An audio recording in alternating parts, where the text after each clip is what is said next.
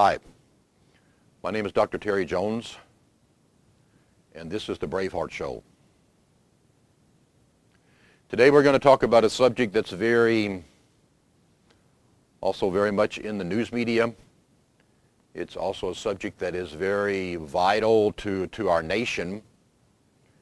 And I noticed that if we want to do something, especially in our country where a large part of the country is controlled by humanism, then instead of calling something what it is, then we give it a name that makes it sound okay.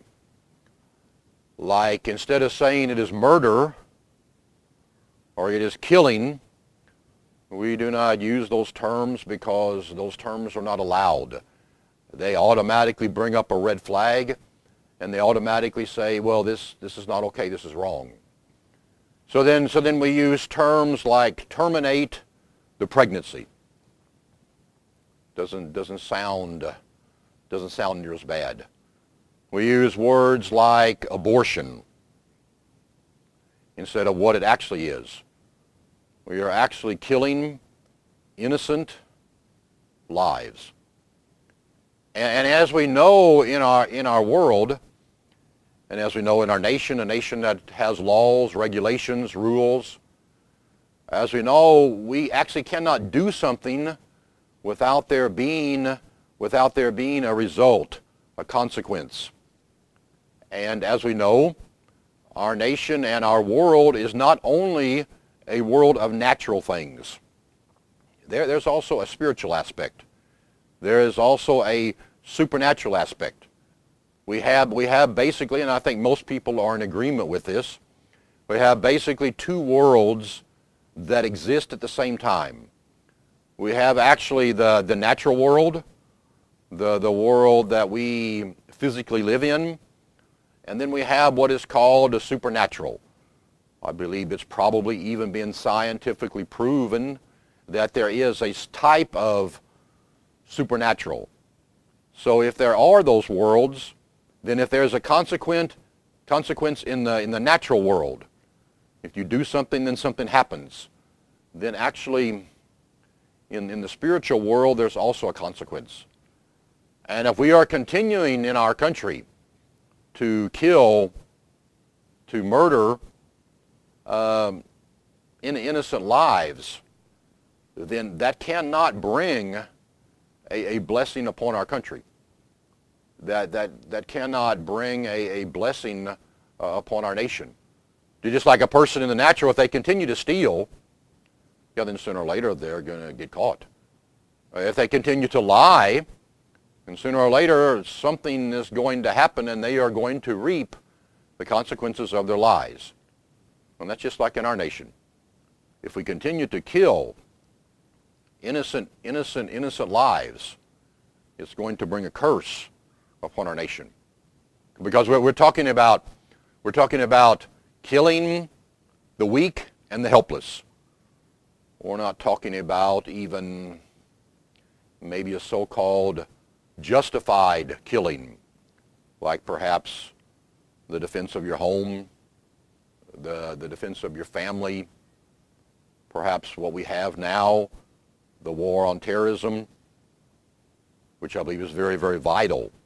It is very vital at this time that we stand up for our rights, for freedom, and the people and terrorists that try to take that away from us.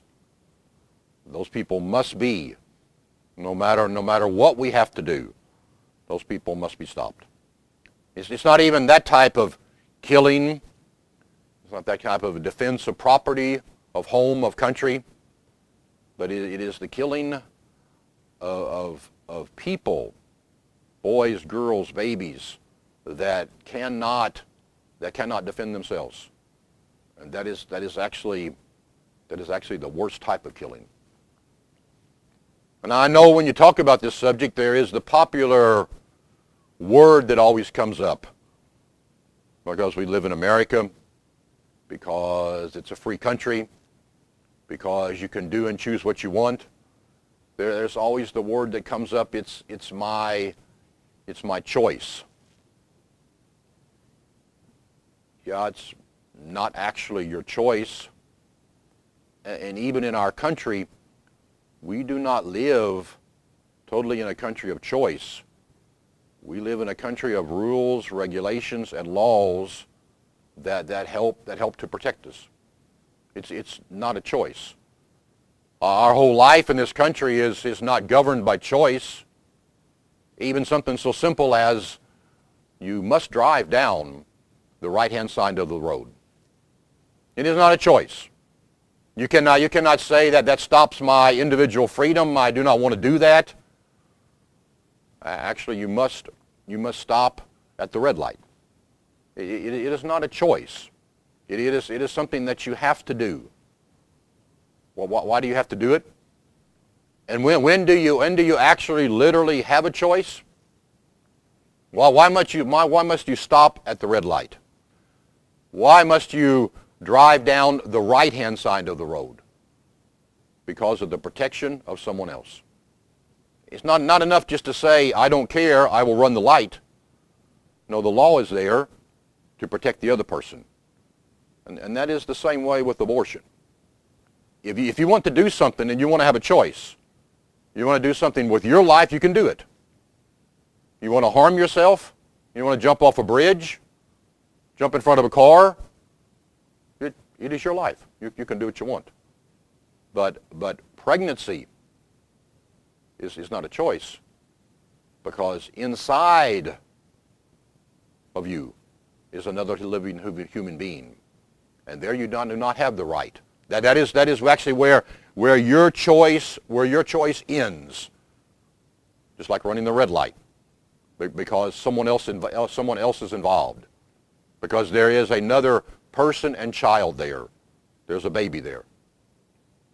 In fact, the heart begins to beat after less than 3 weeks. From the time of conception, less than 3 weeks later, the heart is beating.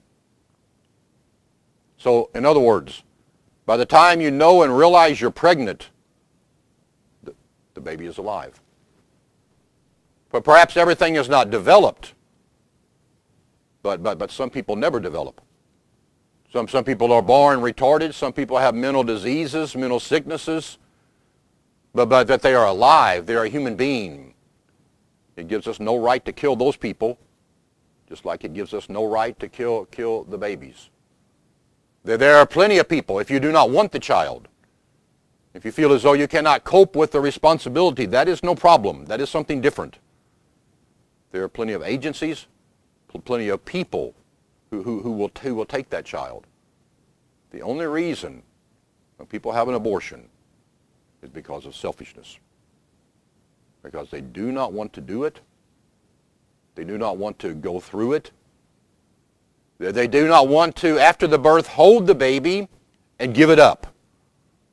In other words, what you're actually saying, and do not do this, you would say, you're saying, I would rather kill that baby than give it up. Let it have a life. Let it go. Let it go to a home. Don't do that.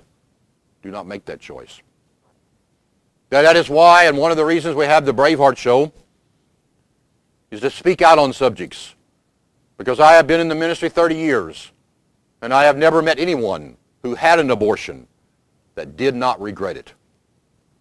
So it is our time in our society that our leaders and Christian leaders begin to speak up on this subject, because it will indeed bring a curse upon our nation and a curse upon the people who have the abortion. God bless you.